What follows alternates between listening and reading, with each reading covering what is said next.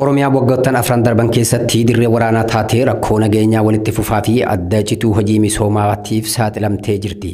Bakkaa bakkatti mootummaan qabata waraana bilisummaa Oromoo haleeluu jedhuun haleellaa diroonii fi xayyaaraa uummata nagaa irratti yoo raawwatu, bakkaa bakkatti ammoo maqaa deeggartoota waraana bilisummaa Oromoo jedhuun yaa'ii abbootii gadaa dabalatee ajjeechaan suukanneessaan hawaasa nagaa irratti raawwatamaa tureera. Qisaasamni waraana Oromiyaa keessatti mul'achaa jiru sabbata haadha hiyyeessaa hedduu kan laaffisee fi ilmaan Oromoo danuu irbaata rasaasaa kan taasisedha jedhame. Yeroo dhihoo as waldhabdee waraanaa fi rakkoo siyaasaa Oromiyaa keessatti mul'ate kana furuuf waliigalteen siyaasaa mari'achiisota addunyaalessaa hammatee adeemsifamuu eegaleera.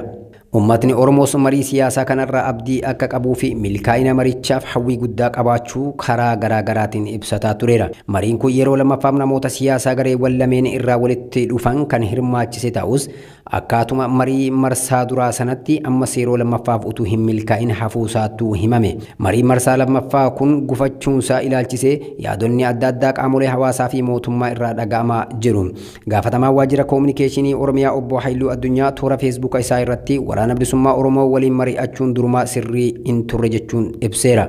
Hoogganaan tajaajila koominikeeshinii mootummaa Itoophiyaa obbo Laggasaa Tulluus toora feesbuuka isaanii gubbatti mariin siyaasaa waraana bilisummaa Oromoo fi mootummaa Itoophiyaa gidduutti gaggeeffamaa ture sababa gaaffiin uummata gidduu galeessa hin ta'iniif gufateera jechuun ibsanii turan.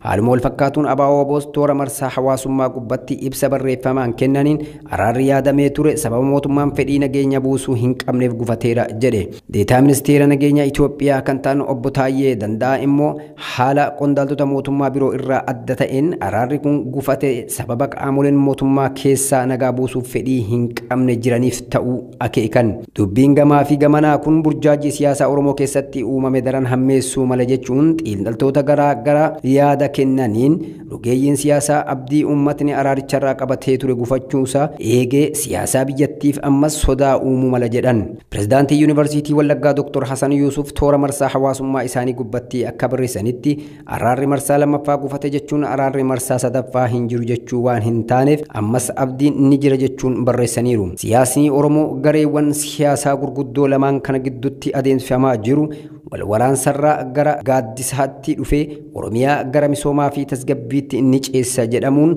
mariin sadarkaa addunyaalessaatti adeemsifame kun gufatus uummatni Oromoo ammas abdii kutannaa tokko malee abdii bilisummaa fi nageenyaaf qabu jabeessuu qaba jechuun hayyoonni dhaamaniiru.